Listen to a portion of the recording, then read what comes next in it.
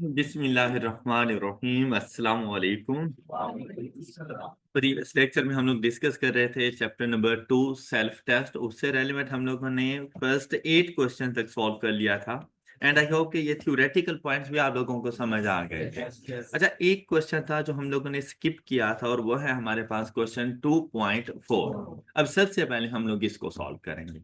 अगर आप लोग क्वेश्चन नंबर 2.4 को देखो ना, तो आपको एक तो वेरिएबल दो नजर आ रही हैं, फिर उनकी पावर्स भी दो नजर आ रही है। मतलब बड़ी अजीबोगरीब सी इक्वेशन नजर आ रही है जो इससे पहले आप लोगों ने कभी नहीं देखी थी।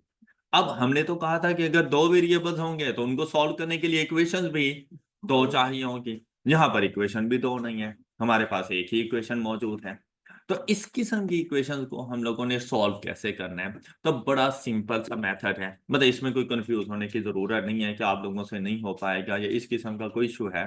तो ऐसा कोई प्रॉब्लम वाली बात नहीं है। आप लोग ये देखो कि उसने आपसे वैल्यू किसकी मांगी है। अब वो आपसे ना किसी एक वेरिएबल की वैल्यू मांगेगा। तो देखो आपसे उसने कौन से वेरिएबल की वैल्यू मांगी है। उसने कहा है कि अगर ये वाली इक्वेशन हो 8x² minus 2xy minus 3y² is equal to 0, then y की वैल्यू क्या होगी। लेकिन जब y की वैल्यू बतानी है ना, तो क्योंकि अब दूसरी कोई इक्वेशन है नहीं, तो उसके साथ x जुड़ा रहेगा। इसलिए उसने कहा इन टर्म्स ऑफ x। मतलब जब मुझे y की वैल्यू बताने लगो तो तुम मुझे एक कांस्टेंट नंबर नहीं बता पाओगे। तो इन टर्म्स ऑफ x, कि उस y की वैल्यू में x साथ में आ रहा हो, इन टर्म्स ऑफ x क्या होगा। अब जिसको आपने फाइंड करना है ना, ये क्वेश्चन आपके पास यूं भी हो सकता है, then x in terms of y, ये भी हो सकता है। आप लोगों ने देखना है जिस चीज को आपने फाइंड करना है ना, उसको एज इट इज रहने दो। अब हमने किसको फाइंड करना है? y को एज इट इज रहने देना, क्योंकि वो उसकी वैल्यू तो फाइंड करनी है हम लोगों ने। x को अपनी तरफ से कोई वैल्यू अज्यूम कर लेना, 2 3 4 5 6 7 8, कुछ भी अपनी तरफ से अज्यूम कर लेना। लेकिन अब ये बात फॉर फ्यूचर भी हमेशा याद रखना कि जब भी कोई वैल्यू आप लोगों ने अज्यूम करनी हो ना, तो 0 1 और किसी भी किस्म का कोई नेगेटिव नंबर आपने अज्यूम नहीं कर। मतलब मिनिमम आप लोगों ने 2 या उससे ग्रेटर वैल्यू अज्यूम करनी है। ओके, 0 इसलिए नहीं करना कि 0 जैसे ही पुट करोगे उसने सब कुछ 0 करके रख देना है, या आप प्लस माइनस करो तो उस नंबर पे कोई फर्क ही नहीं पड़ रहा होता। 1 इसीलिए नहीं करना कि 1 भी अगर मल्टीप्लाई हो जाए या डिवाइड हो जाए किसी चीज के साथ, तो उस नंबर पे कोई फर्क नहीं पड़ रहा होता।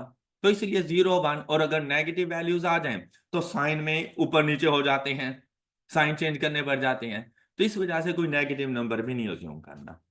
अब जैसे ही हम लोगों ने यहां पर देखा, हमारे पास 2 3 यहां पर एज इट इज हमें नजर आ रहे हैं। एक्स को अपनी तरफ से कोई भी वैल्यू ज्यूम कर लो। सपोज कि अगर मैं यहां पे कहूं कि मैं एक्स को ज्यूम कर लेता हूं 2, एक्स इज इक्वल टू 2। अब 2 जहां जहां आपको एक्स नजर आ रहा है ना, वहां पर आपने 2 पुट कर देना है। तो आपके पास इक्वेशन क्या बनेगी? अब जैसे स्टार्ट में देखें तो ये इक्वेशन देखें इस तरह से बन जाएगी, 8 इंटू 2 का square minus 2 into 2y minus 3y square is equal to. ये बात क्लियर? कोई इशू? अच्छा, अब जरा इसको सॉल्व करो। 2 का square 4, 4 into 8 32 minus 4y minus is equal to. ऐसा नहीं लग रहा जैसे क्वाड्रेटिक इक्वेशन बन गई है? सिर्फ थोड़ा सा रीअरेंज करने की जरूरत है। क्या रीअरेंज करेंगे इसको? -3y² माइनस 4y माइनस, नहीं, plus 32 is equal to. Quadratic equation है, जाओ अपने कैलकुलेटर को बताओ और यहां से y की वैल्यू फाइंड करो। शाबाश, अपने कैलकुलेटर को बताएं और y की वैल्यू फाइंड करें। अब यहां से आपको वैल्यूज क्या मिली हैं? एक वैल्यू मिली आप लोगों को 8/3 जी, एंड अच्छा देखिए, हमने कहा कि अगर आप x को 2 पुट करो तो आपके पास y का आंसर क्या होना चाहिए? 8/3 एंड -4। क्या उसने आपसे यही कहा था कि एक्स को 2 पुट करो और वाई की वैल्यू बताओ? उसने क्या कहा था? इन टर्म्स ऑफ एक्स। तो लाजमी बात है उसने नीचे आंसर तो दिए हुए हमें। अब हमने क्या करना है कि जो एक्स हमने क्वेश्चन में सपोज किया था ना, वही एक्स की वैल्यू हमने ऑप्शंस में लेकर आनी है और देखना है ऐसे ऑप्शंस को जिनका आंसर इन दोनों आंसर के इक्वल आ जाए। कौन से आंसर के? 8/3 एंड -4। ऑलराइट, अब जैसे फर्स्ट ऑप्शन को अगर आप लोग देखो, मैं जाकर एक्स को 2 पुट करूं तो 4 × 2 डिवाइडेड बाय, तो एक वैल्यू मिल गई। चले, ये बात तो बिल्कुल सही सही थी। लेकिन अगर दूसरे पॉइंट को देखो 2x, एक्स को 2 रिप्लेस करो तो दूसरी वैल्यू क्या मिल रही है? मुझे क्या चाहिए? -4। तो ये तो आंसर नहीं हो सकता। क्लियर? अच्छा, इतना कंफर्म हो गया है कि 4x/3 बिल्कुल ठीक है। क्लियर? अब देखो, मतलब 4x/3 तो बिल्कुल ठीक है। अब इसको दोबारा चेक करने की जरूरत है। लेकिन अगर मैं -2 × 2 करूं तो मेरे पास आंसर क्या आएगा? क्या इसके साथ मैच कर गया? ये करेक्ट आंसर है और आपका क्वेश्चन सॉल्व हो गया। ऑलराइट, तो इसमें ना ज्यादा उलझने की कोई जरूरत नहीं है। अब अगर सपोज वो आपसे कहता then x in terms of y, तो हम लोग y को जाकर 2 रिप्लेस करते, x की वैल्यूज आ जाती और ऑप्शन में भी बिल्कुल वैसे वैसे जाके चेक कर लेते हम लोग। कोई इशू? इस मेथड से मुश्किल क्वेश्चन भी ना बड़ा इजीली आप लोगों ने सॉल्व कर लेना है और ये कंफर्म 2 मार्क्स होंगे आप लोगों के लिए। जी, 1 भी तो सपोज कर सकते थे। 1 नहीं करना ना, नेगेटिव 0 और 1 नहीं सपोज करना, कभी भी किसी भी क्वेश्चन में नहीं सपोज करना। उसका इंपैक्ट अभी मैंने आपको बताया ना कि 1 multiplied by any certain number is equal to certain number, change ही नहीं शो होगा तो हमें पता नहीं चलेगा इन चीजों का। ओके, 2 या उससे ग्रेटर नंबर आप लोगों ने रखना है। Any doubt? चले, अब हम लोग चलते हैं नेक्स्ट क्वेश्चन की तरफ। 2.8 तक तो सारे क्लियर से ना सब बच्चों को? अच्छा, अब आप लोगों ने जरा मेरी हेल्प करते जाना है। कहते हैं quadratic equation is one which takes the form. हाँ जी, कौन सी हो सकती है क्वाड्रेटिक इक्वेशन? ऐसी इक्वेशन जिसमें एक वेरिएबल विद पावर 2 हो, उसे क्वाड्रेटिक इक्वेशन कहना है हम लोगों ने। तो भाई ये तो नहीं है, am I right? तो ये कौन सी है? ये कौन सी है? Linear equation. हाँ, लीनियर इक्वेशन में कौन सी इक्वेशन है? Slope intercept form of straight line equation. Alright है। अच्छा, ये सी ऑप्शन ये कौन सी है? पावर अगर 3 आ जाए तो उसे कहते हैं क्यूबिक इक्वेशन। इसे क्या कहते हैं? जो हमारे सिलेबस का पार्ट नहीं है इसलिए हम लोग ज्यादा डिस्कस भी नहीं कर रहे, तो ऑप्शन तो ये भी नहीं बनता। तो क्वाड्रेटिक इक्वेशन हमारे पास कौन सी है? ये। ऑलराइट, जिसको इज इक्वल टू हम लोग 0 कर रहे होते हैं ना, बेसिकली वैल्यू y उसने अज्यूम कर ली, तो ax² + bx + c ये हमारे पास क्वाड्रेटिक इक्वेशन है। Any doubt? जी, नेक्स्ट वन इज सॉल्व। अब ये बड़ा सिंपल सा है। अच्छा, इसको भी सॉल्व करने के ना हजारों मेथड, मतलब मुझे स्टूडेंट कह सकते हैं कि सर क्यों ना हम पहले, जो ज्यादा इंटेलिजेंट बेचारे बैठे हुए होते हैं जिन्होंने ज्यादा 2 साल आके लगाए हैं एफएससी में, तो उन्हें नॉलेज तो होता ही है ना कुछ। तो भाई देखो, लकीर के फकीर नहीं होना, हम लोगों ने ना थोड़ी सी स्मार्ट वर्किंग भी करनी है। माना कि बहुत कुछ पढ़ा हुआ है आप लोगों ने, लेकिन वो स्टडी बस एफएससी करनी थी, हो गई है हमसे। अब चार्टर्ड अकाउंटेंसी में वो चीजें नहीं चलने वाली। अब हमने क्या करना है? देखो भाई, एक मेथड ये था कि आप दोनों को आपस में मल्टीप्लाई करते, क्वाड्रेटिक इक्वेशन बन जाती, कैलकुलेटर को बताते, आंसर आ जाता। तो आप इतने लंबे रूट पे क्यों जा रहे हैं? दूसरा मेथड क्या है भाई? जब क्वाड्रेटिक इक्वेशन होती है तब भी तो फैक्टराइज करते हो, जब फैक्टराइज करते हो तो ऐसे ही तो बनाते हो इक्वेशन को। तो उसने फैक्टराइज करके खुद बता दिया है कि ये इस तरह से है। अब हमने क्या करना है? हमने ना इससे 2 इक्वेशन बना लेनी है। किस तरह से? सबसे पहले हमने लिखना है 5x - 1 इज इक्वल टू, और दूसरा हमने लिखना है x - 4 इज इक्वल टू। तो यहां से मेरे पास आंसर क्या आ जाएगा? 1/5 माइनस नहीं आएगा, दूसरी साइड पे जाके पॉजिटिव हो जाएगा। बात क्लियर? x की एक वैल्यू मिल गई, तो आपको x की यहां से दूसरी वैल्यू क्या मिलनी है? x इज इक्वल टू, तो आंसर क्या बन जाएगा? बस ये आपका क्वेश्चन सॉल्व हो गया। कोई इशू? अच्छा, इसी तरह से 2.11, हाँ जी, बताएं आंसर क्या आ रहा है? हाँ जी, तो इसने तो ये तो पूछा ही नहीं है, तो पहले क्वेश्चन तो पढ़ लो कि क्या पूछ रहे हैं। अब उसने आपसे क्वाड्रेटिक इक्वेशन पूछी है, अब सिंपली हमने इसको मल्टीप्लाई करके आंसर दे देना था।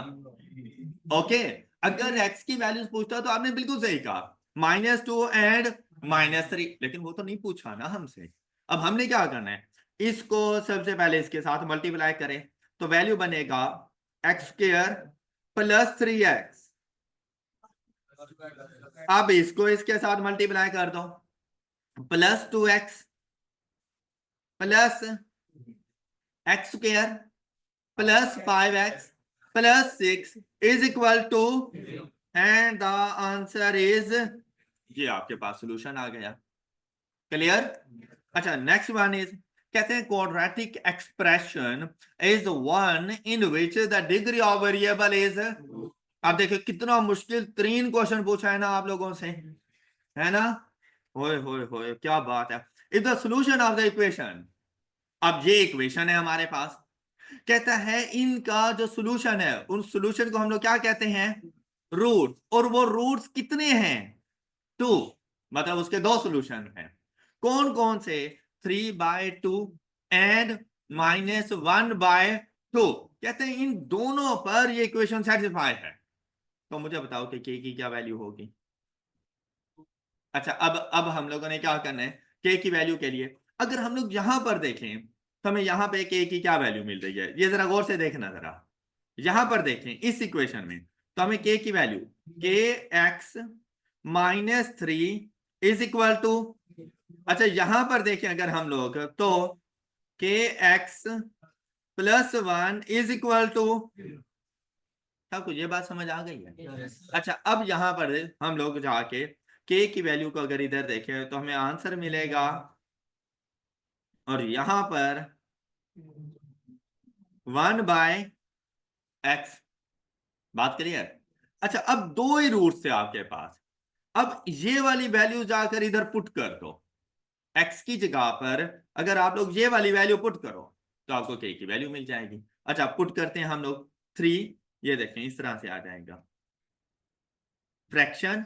इसको इस तरह से सॉल्व करना, फ्रैक्शन का फर्स्ट न्यूमरेटर क्या है, 3, फिर डिनोमिनेटर में जाएंगे तो डिनोमिनेटर में x की वैल्यू क्या पुट करनी है, वंस अगेन इन फ्रैक्शन, ऐसे ही है ना, फिर से फ्रैक्शन ऑन कर लो, डिनोमिनेटर में फिर से फ्रैक्शन ऑन कर लो, और वहां पे लिख दो 3/2। अब ये आपके पास सोल्यूशन आ गया, एंड आंसर इज, अगर इसके मुताबिक चले तो मेरे पास k की क्या वैल्यू आ रही है, और ये देखो ये मौजूद है आपके पास, बस टिक कर दो इसको। कोई डाउट? अच्छा, अगर आप लोग -1/2 पुट करो, k की और वैल्यूज भी आ सकती हैं, लेकिन वो हमारे ऑप्शंस में मैच नहीं कर रही, बोथ का ऑप्शन कहीं था नहीं, तो सब में से मैंने तो एक को टिक करना था ना, तो मुझे 2 मिल गया, मैंने जाके टिक कर दिया इसको। बात समझ आ गई सब बच्चों को? नेक्स्ट वन इज, अच्छा बताएं 2.14 का आंसर बताएं। अब ऐसे भी आपसे पूछ सकता है कि इसका आंसर क्या होगा, कि बिल्कुल वैसे ही है जैसे अभी आप लोगों ने सॉल्व किया 2.10, तो आपके पास 2.14 भी बिल्कुल वैसा ही है, सिर्फ फर्क क्या है कि वहां पर आपके पास कांस्टेंट नंबर्स थे और यहां पर ए बी सी वगैरह आ गए हैं। तो इसके मुताबिक अगर देखो तो x की एक वैल्यू हमारे पास क्या बनेगी, x is equal to -b upon, और x की दूसरी वैल्यू आप लोगों के पास क्या बनेगी, -b अपॉन, ये आपके पास आंसर आ जाएगा। कोई ऐसा स्टूडेंट जिसको समझ आई हो? कुछ सो रहे हैं? चले, अब किस ऑप्शन को जाके हम लोग टिक करेंगे, ऑप्शन ए हमारा करेक्ट आंसर है। क्लियर? कोई डाउट? चले, नेक्स्ट वाला क्वेश्चन, जल्दी से मुझे बताएं नेक्स्ट क्वेश्चन का आंसर क्या बनेगा। क्वेश्चन नंबर 2.15 बेसिकली बिल्कुल एक सिंपल सा क्वेश्चन था, सिर्फ आपका कॉन्सेप्ट चेक करना था, इसमें कोई कैलकुलेशन वगैरह कुछ भी नहीं थी। अब जैसे मतलब आप लोगों को ये देखना था कि आपने एक वैल्यू कौन सी बतानी है और दूसरी वैल्यू कौन सी बतानी है, तो बेटा जो k होगा उसी का ही स्क्वायर बताना होगा ना आप लोगों ने। कोई k की वैल्यू डिफरेंट थोड़ी होगी, मतलब अगर k की वैल्यू आपके पास आ रही है 5, तो 5 का स्क्वायर 25 25 जाके बता दो। मतलब फर्स्ट वैल्यू और दूसरी वैल्यू जो आपने बतानी है वो उसका फर्स्ट वैल्यू का स्क्वायर होनी चाहिए। ऑप्शन में जैसे ही गए उसने कहा के की वैल्यू 1 होगी तो के स्क्वायर 3 होगा। How is it possible? तो अगर के को 1 करोगे तो 1 का स्क्वायर तो वो भी तो 1 होनी चाहिए थी। क्या 1 का स्क्वायर 3 हो सकता है? बस गलत करो इसको। इसी तरह 2 हम मान लेते हैं, चले भी 2 होगी तो 2 का स्क्वायर क्या होना चाहिए? तो उसने क्या लिखा हुआ है? तो क्या 3 होता है? तो गलत करो इसको। इसे 2 एंड 5 नहीं हो सकता, लेकिन 2 एंड 4 क्या प्यारी सी बात कही है। इतना सा इसका सोल्यूशन था, हमें तो समझ ही नहीं आई। हाँ, तो कहीं कहीं में ना जरा स्मार्ट वर्किंग भी यूज होती है। जिन्हें समझ नहीं आई वो बात सही थी, क्योंकि इसके लिए थोड़ी सी अक्ल की जरूरत है और वो हम कहां से लेकर आए। ऐसे ही है ना। अच्छा नेक्स्ट 2.16। अब देखो 2.16 क्वाड्रेटिक इक्वेशन पढ़ी हुई है आप लोगों ने? अच्छा, क्वाड्रेटिक इक्वेशन की स्टैंडर्ड फॉर्म क्या होती है? हाँ, क्या बात है, शाबाश। तो x का कोफिशिएंट क्या कहलाएगा और y का कोफिशिएंट और कांस्टेंट नंबर। तो उसने यही पूछा है, क्या बताओ इस इक्वेशन में ए बी सी की वैल्यू क्या है? तो इधर देखो a की वैल्यू 5, b की वैल्यू 3 और c की वैल्यू। तो हम किसको टिक कर दें? कितना मुश्किल क्वेश्चन पूछा आप लोगों से, है ना। अच्छा ये देखो नेक्स्ट वन, उसने कहा भाई ये बहुत मुश्किल क्वेश्चन था, चलो एक और बता दो हमें। -5, -3 and -6 and the correct answer is option A. Okay हो गई बात। अच्छा अगले क्वेश्चन, क्या कमाल के क्वेश्चन आए हैं। कहते हैं इनके रूट्स कितने होंगे? रूट्स मतलब सॉल्यूशंस कितने होंगे? अब हम लोगों ने कल डिस्कस किया था कि क्वाड्रेटिक इक्वेशंस कुछ ऐसी होंगी जिनका कोई भी सॉल्यूशन नहीं होगा। जो एक्स एक्सिस को टच नहीं कर रही होगी तो उसका किसी किस्म का कोई सॉल्यूशन हम लोग कहेंगे नो रियल रूट्स। ऑलराइट। अच्छा कुछ ऐसी भी होंगी जिनका सिर्फ और सिर्फ एक ही सॉल्यूशन होगा। हमने कल डिस्कस किया था कि अगर वो सिर्फ एक्स एक्सिस को टच करके ऊपर को चली जाए तो उसका सिर्फ एक ही सॉल्यूशन होगा, हम उसके लिए कहेंगे वन रियल रूट। रूट से मुराद सॉल्यूशन। कुछ ऐसी भी होंगी जो आपके एक्सिस एक्सिस को टू डिफरेंट प्लेसेस पर जाकर टच कर रही हो, तो उसके लिए हम लोग कहेंगे टू रियल रूट्स। ऑलराइट। अच्छा वन रियल रूट के लिए अक्सर वो वर्ड यूज करता है कि आंसर दो हैं बट ऑफ सेम वैल्यू। क्या आपके पास two real roots of same value, मैं कहता है 5 and 5, तो मतलब आंसर तो एक ही हुआ ना 5 ही। ओके। तो वन रियल रूट उसको कहते हैं या two roots of same value, एक ही बात है। Got it. अच्छा अब देखो हमें कैसे पता चलेगा कि भाई इसके कितने रूट्स हैं हमारे पास। जैसे फर्स्ट इक्वेशन उसने बताई, उसने ये नहीं कहा कि इसका सोल्यूशन क्या होगा, इसके रूट्स क्या कहते हैं कितने होंगे। अब आंसर ऑप्शन में क्या हो सकता है? 0, 1 एंड 2। इन इन तीनों में से कोई सा एक आंसर होने वाला है। तो हम लोगों ने इसको कैसे याद रखना है? हमने उठाना है अपना प्यारा सा कैलकुलेटर। उठाओ। चले बड़ी मेहरबानी, क्या आपने इसका बोझ बर्दाश्त कर लिया है? अच्छा फिर आपने जाना इक्वेशंस में, क्वाड्रेटिक इक्वेशन है और जाकर इसको सॉल्व कर लेना है। 3, 2, 1 and the answer is iota की फॉर्म में हमारे पास आ गया। तो रियल रूट तो ना हुआ। अब दोनों ही आयोटा की फॉर्म में है तो हम लोग क्या कहेंगे उसे? नन। क्वेश्चन सॉल्व हो गए हैं। ओके। अच्छा इसी तरह से जब हम लोग इधर आए 2.19 पर, तो फिर से ये इक्वेशन हम लोग पुट करेंगे। देखें क्या, -3, 2, 1 आंसर पूछा, x1 is equal to and x2 is equal to. भाई ये नेगेटिव भी रियल रूट ही होता है, आयोटा आ जाए तो रियल रूट नहीं होता। ओके, मतलब ये भी तो कांस्टेंट नंबर ही है ना। ये ये मत समझ लेना कि एक पॉजिटिव वैल्यू है तो वन रूट नहीं, नेगेटिव भी उसका रूट ही है। तो दो आंसर मिल गए आपको। तो हम लोग क्या कहेंगे, इस इक्वेशन के टू रियल रूट्स हैं हमारे पास। लेकिन जैसे ही 2.20 पर हम लोग पहुंचे, हाँ जी अब इधर लिखें जरा क्या वैल्यूज, 1, 2, 1। लेकिन अब अगर देखो x1 नहीं लिखा हुआ, हाँ सिर्फ x लिखा हुआ है, तो मतलब सिर्फ एक ही वैल्यू है। और वो रियल रूट है तो हम लोग क्या कहेंगे उसे, one real root. Question solve हो गया। कोई डाउट? All clear? अच्छा इसका बात ये जरा प्रॉपर, ये तो था चोर रास्ता कि आप लोगों ने अपने 2 मार्क्स लेने हैं, तो 2 मार्क्स आपने ऐसे ले लेने हैं, कैलकुलेटर उठाओ और भाई पैसे हलाल नहीं करवाने मैंने क्यूएम में ही, क्यों भाई? तो अब देखो आपने क्या करना है, हर इक्वेशन में अब आपको ए बी सी की वैल्यू का पता है, पता है, आपने ना ये फार्मूला इस पे अप्लाई कर देना है कि क्या, बी स्क्वेयर माइनस 4ac, नहीं लिखना, बस इतना, ज्यादा जीनियस बनने की जरूरत नहीं है, और इसकी वैल्यू फाइंड कर लो। मैं आपसे क्वाड्रेटिक इक्वेशन का सॉल्यूशन नहीं मांग रहा कि फार्मूला बताओ मुझे, नहीं, मैंने बतानी है नंबर ऑफ रूट्स।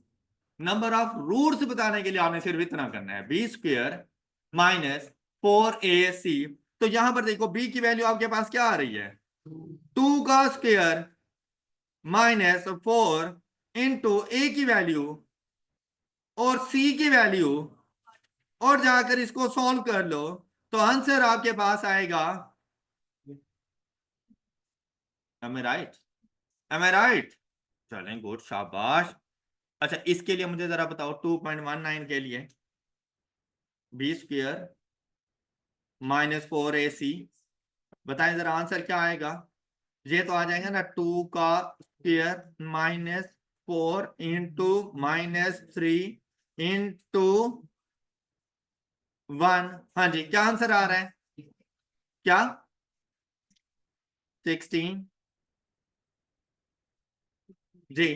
अच्छा लास्ट वन देखिए जरा, B square minus 4ac B square 2 का square minus 4 into 1 into is equal to, हाँ जी ओके।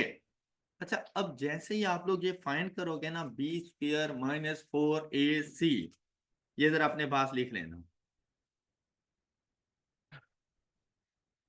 ये या तो होगा ग्रेटर देन 0 या होगा इक्वल टू 0 या होगा लेस देन 0। इन तीनों में से कोई, मतलब मुझे वैल्यू से कोई गर्ज नहीं है, मुझे गर्ज है उसके पॉजिटिव नेगेटिव और 0 होने पर। Greater than 0 means that positive number, is equal to 0 and less than 0 means that negative number. अब अगर आप लोग गौर से देखो तो फर्स्ट क्वेश्चन 2.18, इसमें कितने रूट्स थे, नन, लेकिन इसमें बी स्क्वायर माइनस 4ac की वैल्यू क्या थी, मतलब क्या मैं ये कह दूं कि अगर B square minus 4ac is less than 0 तो फिर there are no roots.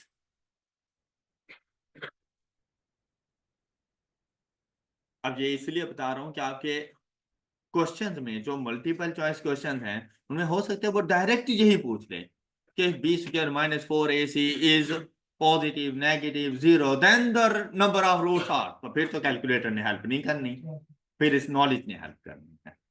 Okay, equations है गिवन है तो आपने क्या करना है, कैलकुलेटर से जाके solve.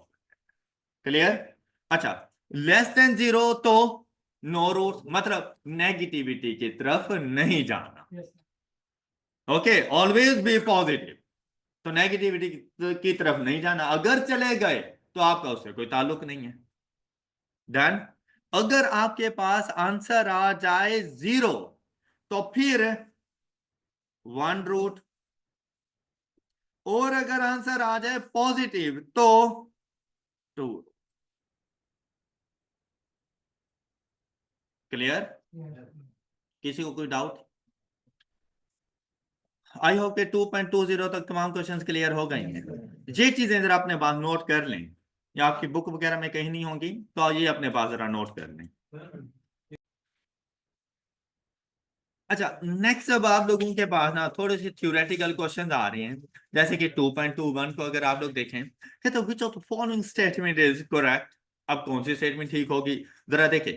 Quadratic equation will always have two equal roots, बात उसकी सही थी, लेकिन जब उसने ऑलवेज लगाया ना तो हमें जरा भी नहीं पसंद आया। हमेशा 2 रूट्स नहीं होते, हाँ कभी कभी टू रूट्स हो सकते हैं। तो जहां पर वन होगा वो कैंसिल हो गया क्योंकि बात ही गलत है, तो ऑल भी कैंसिल हो गया, आगे पढ़ने की जरूरत ही नहीं थी और क्वेश्चन ठीक हो गए। ओके नेक्स्ट देखो, कहता है which of the following statement is or correct, the roots of quadratic equation can never be a negative। जरा भी नहीं पसंद आई हमें ये बात, रूट नेगेटिव हो सकता है भाई, आपके पास एक्स की वैल्यू नेगेटिव आती थी, रूट्स नेगेटिव हो सकते हैं, वन ठीक नहीं है। ओके फिर the roots of quadratic equation can never be positive, फिर से वही, नहीं पसंद आई हमें ये बात, चलिए ओके जी इनकार कर देते हैं हम, कोई बात नहीं, अभी तो और ऑप्शन हमारे पास रखे हुए हैं। फिर one of the roots of quadratic equation is always zero, ये कब हुआ, ये कभी हुआ, तो गलत करो भाई इसको, तो बस ये रहा, एक ही तो बच गया था, अब उसको भी नो कर दिया तो कुमारे मर जाओगे, आपका मतलब उसको तो अपना लो जो बच गया है वो भी नो है। Quadratic equation can have no real roots, can have no real roots, मतलब उसके रियल रूट्स ही होते हैं हमारे पास, तो सही बात है भाई, can have a quadratic equation can have no real roots, सही तो कह रहे हैं, ठीक बात कर रहे हैं यार, सही है, इट्स ओके, तुम्हारा ही मरना है तुमने। अच्छा अब 2.23 तो बस 2.23 तो बड़ी सिंपल सी इक्वेशन है, जरा देख रहे हैं इसका आंसर क्या आ रहा है आपके पास, क्या -3 -4, चले which of the following statement is correct, कौन सी, graph of a quadratic equation will, गलत कर दें क्योंकि कभी नहीं भी करता, फिर क्या कहता है, graph of quadratic equation me intersect x axis, अच्छा बड़ी प्यारी बात लगी है ये वाली, कि टू वाला जो इसका पॉइंट है ना वो ठीक है, वन वाला गलत था, टू वाला उसका पॉइंट ठीक है, फिर कहता है graph of quadratic equation will always have two X intercept, तो थर्ड वाला भी गलत हो गया हमारे पास, थर्ड तो कहीं था ही नहीं, तो था नहीं तो चेक करने की भी वैसे जरूरत नहीं थी हमें, कौन है, okay graph of quadratic equation will never have two X intercept, ये बात सही है, विल नेवर हैव, हाँ नेवर की वजह से, ये भी तो हम लोग टिक करें, नेवर की वजह से ये, तो हम लोग टिक करेंगे ऑप्शन, ओके, और वैसे भी टू तो हम लोग ठीक कर ही चुके थे, तो टू सिर्फ और सिर्फ इधर ही मौजूद था और कहीं था ही नहीं, तो हम लोग इसको डायरेक्ट टिक कर सकते थे। Next one is which of the following statement is correct, quadratic equation will always have a negative slope, भाई क्वाड्रेटिक इक्वेशन का, अच्छा मुझे बताओ क्वाड्रेटिक इक्वेशन का स्लोप क्या होता है यू शेप, स्लोप नहीं होता, ग्राफ होता है, स्लोप तो यू शेप नहीं होता ना, स्लोप या पॉजिटिव नेगेटिव जीरो और इन्फिनिटी, इन चारों में से हमने बताना होता है, तो जो क्वाड्रेटिक इक्वेशन का स्लोप होता है ना, ये देखो ये क्वाड्रेटिक इक्वेशन का ग्राफ बना आपके पास, सपोज का यू शेप, तो इसका ना ये वाला जो पोर्शन है ये नेगेटिव स्लोप देगा, यहां पर स्लोप की वैल्यू जीरो, और यहां से फिर स्लोप की वैल्यू पॉजिटिव, तो नेगेटिव जीरो पॉजिटिव सारे स्लोप एट अ टाइम रहते हैं, मतलब आपको मैंने एक पॉइंट बताया था कि स्ट्रेट लाइन के हर पॉइंट पर स्लोप की वैल्यू कांस्टेंट होगी, याद आया आपको, स्ट्रेट लाइन के हर पॉइंट पर स्लोप की वैल्यू, क्वाड्रेटिक इक्वेशन में ऐसा नहीं है, क्वाड्रेटिक इक्वेशन के हर पॉइंट पर स्लोप की वैल्यू डिफरेंट होती है। अब अगर आप लोग देखो यहां पर स्लोप नेगेटिव है, थोड़ा सा और सफर तय करो स्लोप जीरो होगा, उसके बाद थोड़ा सा और आगे चलो स्लोप पॉजिटिव हो जाएगा, लेकिन अगर ये आपके पास ये बेल शेप मौजूद है इस तरह, तो यहां पर स्लोप पॉजिटिव, यहां पर और यहां पर तो स्लोप चेंज हो रहा है, ओके, तो इसकी ये जो बात थी ये गलत हो गई, ऐसे ही है ना, quadratic will always have a negative slope, नहीं पॉजिटिव जीरो नेगेटिव। अच्छा यहाँ पर एक और एमसीक्यूज भी आ सकते हैं, वैसे मेरे माइंड में आ गया कि अगर आपसे ये पूछे कि slope of a quadratic equation which graph is U shape, तो हम उसके लिए कहेंगे कि अगर यू शेप ग्राफ हो तो स्लोप नेगेटिव, जीरो और पॉजिटिव होगा।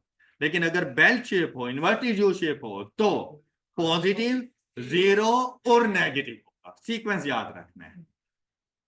क्लियर हो गई ये बात? यू शेप में कैसा आएगा?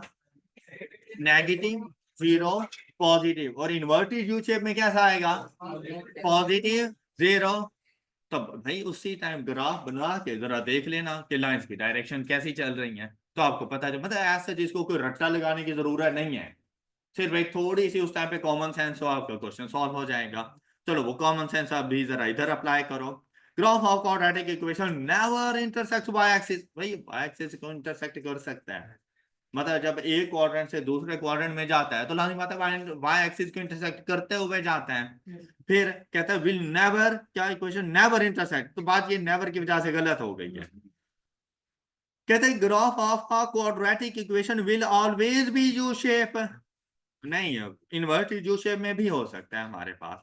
Graph of a quadratic equation may have two X intercept. ये मे की वजह से ये ठीक हुआ है, ऑलवेज होता तो बात गलत हो जाती।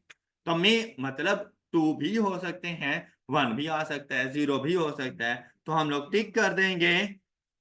और इसी के साथ हमारा chapter number 2 self test complete हो गया। वैसे chapter number 2 all in all complete हो चुका है।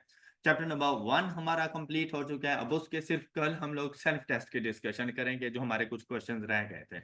आप अपनी तरफ से उनको कंप्लीट कर लीजिएगा। कल मैं आप लोगों के साथ वो तमाम क्वेश्चन सेल्फ टेस्ट के डिस्कस कर लूंगा। That's all for today. अपना ख्याल रखिए। अल्लाह हाफिज।